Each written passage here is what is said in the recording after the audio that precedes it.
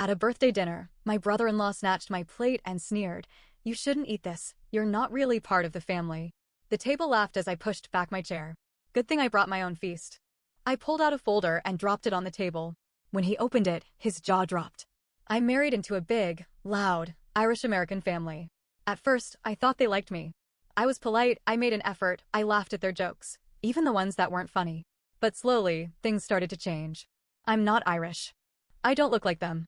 I don't have their last name. And to some of them, that meant I didn't really belong. It started small. Jokes about my culture. Side comments about real Americans.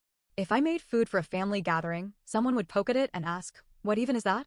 If I joined a conversation, they'd shift the topic to something I wouldn't understand. Old childhood memories, inside jokes, things I couldn't possibly be part of. Most of them weren't outright cruel, just casually dismissive. But my brother-in-law Patrick? He had it out for me. Patrick was the kind of guy who thought he was smarter than everyone else. He had a construction business and bragged about how he knew how to work the system. He always had some kind of scam going, always looking for a loophole, always making money in ways that didn't seem entirely legal. He also had a habit of making little comments about how I wasn't really family. Sometimes subtle, sometimes not. He'd tell me to my face, "You're lucky we let you in." Sarah, my wife, would tell me to ignore him. "That's just how he is," she'd say. "He doesn't mean it." But I knew better. Sarah's dad was turning 65, and the family planned a huge dinner at an expensive steakhouse in Boston. I knew it would be a long night, but I was prepared to get through it. Eat my steak, make small talk, go home. Simple. Dinner started off fine. I sat next to Sarah, listening to everyone talk over each other. The waiter came, we ordered, I kept my mouth shut. The food arrived, steaming hot, smelling amazing. And then, right as I picked up my fork, Patrick reached over and grabbed my plate. I froze. Everyone kept talking, laughing, drinking, like nothing had happened. Patrick smirked, holding my plate just out of reach. "You shouldn't eat this," he said. "You're not really part of the family." And the table laughed. Not a nervous laugh. Not an awkward chuckle. A real, genuine laugh. Even Sarah. That was the moment something in me shifted. I looked around. No one was going to stand up for me. No one was going to say it was wrong. Not my wife. Not her parents. Not her siblings. I took a deep breath. My heart was pounding, but my hands were steady. I pushed back my chair and smiled. Good thing I brought my own feast. Then, I reached into my bag and pulled out a thick manila folder. I dropped it in front of Patrick. The room went silent. Patrick laughed again, but it sounded forced. "What's this, your will?" I smiled wider. "Open it." He rolled his eyes, but he did. The second he saw the first page, his face changed. His eyes darted back and forth, skimming the words, flipping the pages faster and faster. His smirk disappeared.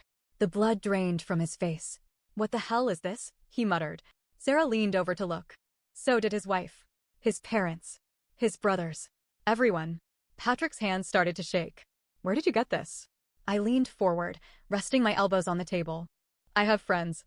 Truth was, I had a private investigator. And I had spent the last 6 months digging into Patrick's past. Because Patrick wasn't just an asshole. He was a criminal. Patrick's construction company had government contracts. Minority-owned business contracts. Patrick was not a minority. But his company was registered under a fake Native American identity, a loophole that let him qualify for jobs meant for actual minority-owned businesses. I had the proof. Fake tribal documents. Emails where he openly admitted to lying. Bank records showing millions in fraud. And then, the final page. A signed, sealed official complaint. Filed with the Massachusetts Attorney General's office. Patrick let out a strangled noise. His hands gripped the table so hard his knuckles went white. His wife snatched the papers and started reading. Her hands shook. His mother gasped. His father's face turned red. No one was laughing anymore. Patrick stood up so fast his chair nearly toppled. You think you can do this to me?" His voice was shaking now. "You think you can come into my family and pull this shit? This?" I said, tapping the folder. "This is your doing." "I just found it." He lunged forward like he was going to grab it back, but his wife shoved him away. "You lied to me?" she hissed. "You told me this was legal." He ignored her, turning back to me. "I swear to God, sit down, Patrick," I said, voice calm. "Enjoy your meal. You paid for it with stolen money after all." Sarah finally snapped out of it. Wait, can we just talk about this?" "This is family," I turned to her. "Oh, now it's family?" She flinched. Patrick turned to his dad, his last hope. Dad, you know how these things work. His father stood up, threw his napkin on the table, and walked out. Patrick's mother followed. His wife was crying now, holding the papers like they were a death sentence. And then, the cherry on top. The restaurant manager walked over, clearing his throat. Sir, he said, nodding toward Patrick. Your card was declined. I sat back in my chair, picked up my drink, and took a slow sip. Patrick stood there, frozen, looking at everyone staring at him. His world was falling apart in real time. And this? This was just the beginning. Patrick's face was pure rage. His mouth opened and closed like a fish gasping for air. His credit card sat useless on the table. His family was either glaring at him or too stunned to speak. But I wasn't done yet. The waiter cleared his throat again, looking uncomfortable. Sir, do you have another form of payment? Patrick's wife, soon-to-be ex-wife, probably, wiped her eyes and turned to him. Jesus, Patrick, can you just pay the damn bill? Patrick patted his pockets like a man trying to find an escape route. Then he reached for his phone. I spoke before he could even unlock it. I wouldn't bother checking your accounts. His head snapped up. What the hell does that mean? I leaned back, crossing my arms. Let's just say, you should have hired a better accountant. Remember how I said I had been digging into Patrick's life for 6 months? Well, I wasn't just looking into his fraud. I was looking into his money. Patrick had several accounts under different names, probably to keep his wife from noticing how much cash he skimmed off his own business. But here's the thing about hiding money in sketchy places. If you don't do it right, it's incredibly easy to mess with. Let's just say, with a few anonymous tips, the IRS had frozen his assets. Sarah turned to me, eyes wide. You did what? I shrugged. He was committing tax fraud. I just pointed the right people in the right direction. Patrick's hands were shaking now. He unlocked his phone anyway, pulling up his banking app. The second he saw his balance, his face went gray. Holy shit, someone muttered. Patrick turned to his father. Dad, you have to. His father cut him off with a raised hand. Don't. His voice was cold. Final. Patrick's mother wiped her hands on her napkin like she had touched something dirty. You used fake documents to steal from people who actually needed those contracts? Patrick scoffed. Oh, come on. You think I'm the only one who does it? The system is rigged. I was just playing the game. His father shook his head. No, Patrick. You were cheating. And now you got caught. Patrick's wife looked down at the papers in front of her, eyes scanning page after page. You told me you built this company from the ground up. Her voice cracked. You told me you worked for everything we had. Patrick swallowed hard. I did. She shoved the folder into his chest. You lied to me. To all of us. Patrick's younger brother, who had been silent this whole time, scoffed. Jesus, man. You always acted like you were better than everyone. Turns out you're just a damn thief. Patrick opened his mouth, closed it. No one was defending him. Not one person. And then came the final twist I hadn't planned for. Patrick's wife wiped her eyes, took a deep breath, and then turned to me. How long have you known? I blinked. About the fraud? 6 months. No, she said, her voice calm now. About her. The table went completely silent. Patrick's head jerked toward her. What? She pulled out her own folder from her purse. Thick, just like mine. She threw it on the table. Patrick didn't touch it. His wife let out a shaky laugh. Oh, you thought I wouldn't find out? You thought you were the only one who could play this game. She turned to me, nodding. Thanks for setting this up. It made things easier for me. I had no idea what she was talking about. Until I looked down at the folder. On top was a printed screenshot. A message exchange. Patrick's name. A woman's name. And a picture. A very, very compromising picture. Patrick's face drained of all color. Holy shit, his younger brother muttered. His mother gasped, covering her mouth. Patrick's wife let out a breath. Yeah, thought so. She picked up her wine glass and took a sip, her hands steady now. She's 23, by the way. She turned to Patrick's father. One of his interns. His father slammed his fist on the table. You disgusting little shit. Patrick opened his mouth. His wife stood. We're done. She looked at me. Oh, and just so you know, my lawyer's going to love all this. Then she turned and walked out. For the first time that night, Patrick was completely speechless. And that was the moment I realized something. I had come here to expose one of Patrick's biggest lies. But it turned out he had even more skeletons than I knew. And now? Now, they were all tumbling out, one after the other. And Patrick? He had nowhere left to run. Patrick sat frozen, his world crumbling around him. His wife had just walked out, leaving behind a bombshell that even I hadn't seen coming. The family sat in stunned silence, the weight of the moment pressing down on the table. And then, Patrick did what all cowards do when they have nowhere left to turn. He looked at me. This is your fault. His voice was low, but there was a sharp edge to it, like a knife that had just been unsheathed. I raised an eyebrow. Oh, really? He shot up from his seat, hands clenched into fists. You set me up. You turned everyone against me. You think you're so damn smart, don't you? I didn't move. I didn't blink. I didn't turn anyone against you, Patrick. I leaned forward, keeping my voice calm. You did that all by yourself. Patrick's jaw tightened. His hands twitched at his sides like he was considering doing something stupid. And then, his mother spoke. Sit down. Patrick flinched. He turned to her, eyes pleading. Mom, her lips were pressed into a thin line. You lied to us. You embarrassed this family. And now you want to blame someone else? Sit down. For a second, I thought he was going to ignore her. But then, he dropped back into his chair like a scolded child. Patrick sat there, breathing heavily, his hands still shaking. But something about his reaction didn't sit right with me. Something wasn't adding up. The fraud? That made sense. The cheating? Not surprising. But the way he reacted to his credit cards being declined? That wasn't just panic. That was pure terror. And then it hit me. Patrick, I said slowly. How much do you owe? His head snapped toward me. What? I tilted my head. Your accounts are frozen, but you acted like you expected there to be money. You didn't know about the freeze. I paused. So what were you planning to pay with? He didn't answer. But I wasn't asking for his sake. I was asking for his family's. Patrick's younger brother, the quiet one, sat up a little straighter. Wait, what do you mean, oh? Patrick's mouth pressed into a thin line. I let the silence hang for a moment. Then, I pulled one more document from my bag. I hadn't planned on using it. But now? Now it was necessary. I slid it across the table. Patrick's father grabbed it first. He started reading. Then, his hands clenched around the paper. Jesus Christ. His mother reached over, yanking it from his grip. Her eyes darted across the page, and then she gasped. Patrick's younger brother leaned in. What? What is it? His mother lifted her head, her face pale. He took out loans. Big ones. The table tensed. Patrick's father rubbed a hand over his face. How much? His mother's hands trembled. She struggled to get the words out. Almost 3 million. A stunned silence fell over the table.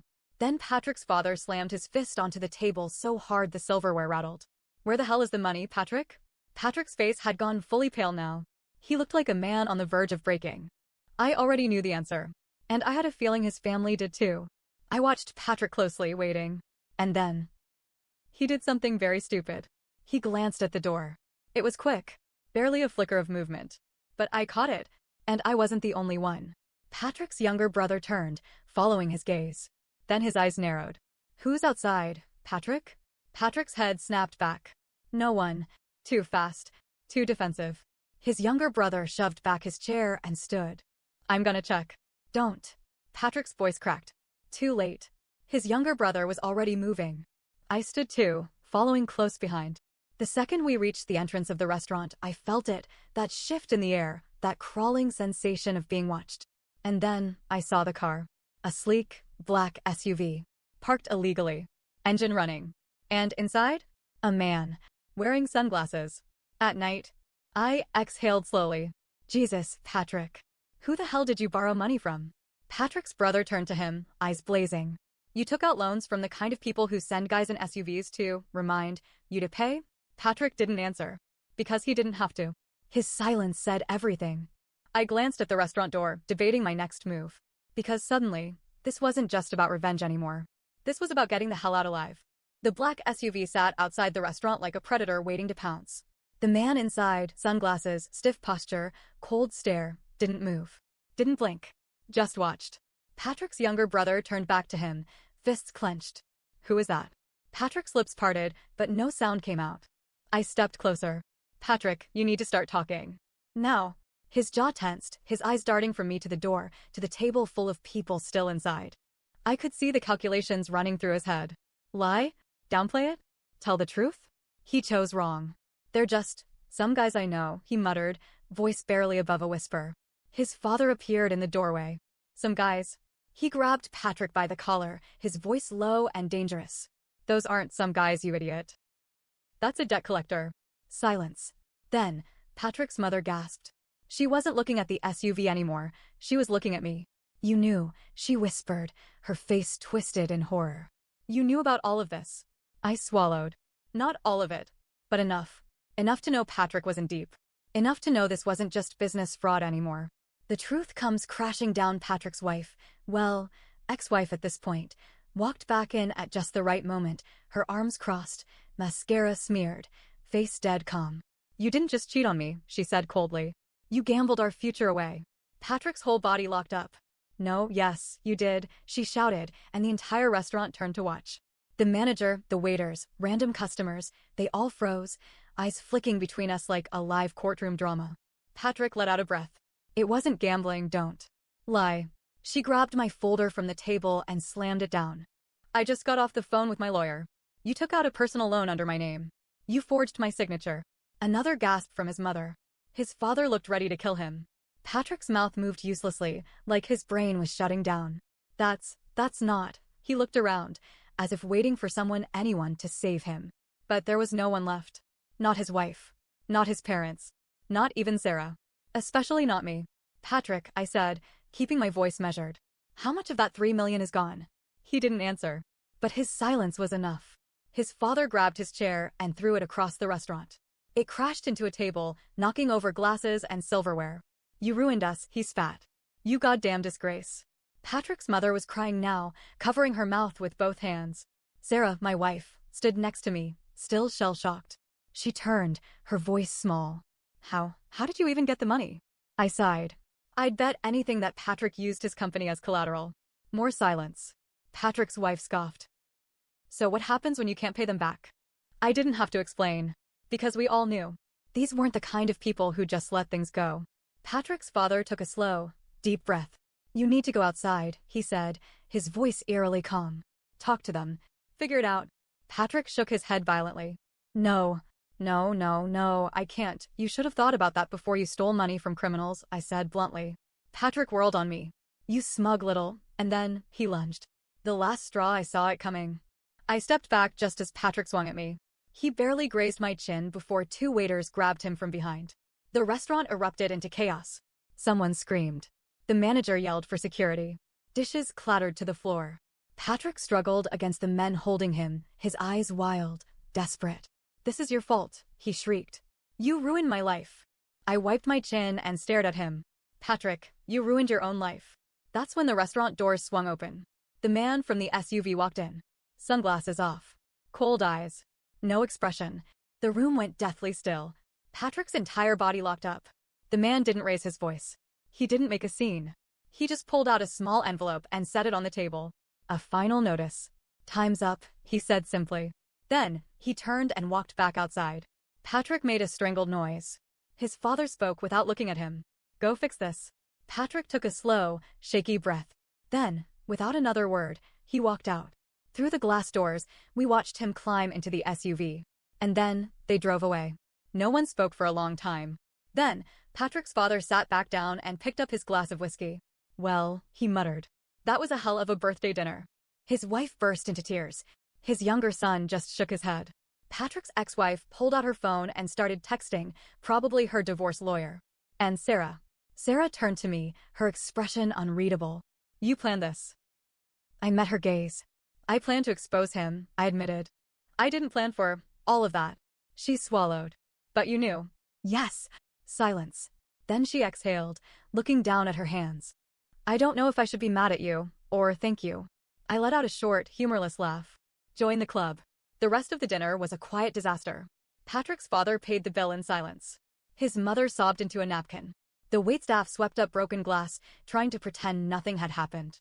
Patrick's wife left first. Then his parents. Sarah and I sat in the empty restaurant, staring at the mess. Finally, she spoke. "So, what happens now?" I leaned back, considering. "Well," I said, "Patrick's company is done. He's facing fraud charges. His accounts are frozen. And now, he owes money to the kind of people who don't take no for an answer." Sarah closed her eyes. "Jesus." I let out a slow breath. "But I think, for us, that's up to you." Her eyes flickered. "What do you mean?" I met her gaze. "You laughed, Sarah. When he took my plate. You laughed with them." She flinched. I shook my head. "I get it. He was your brother. It's hard. But I need to know, are you on my side? Or theirs?" She didn't answer right away. And that told me everything.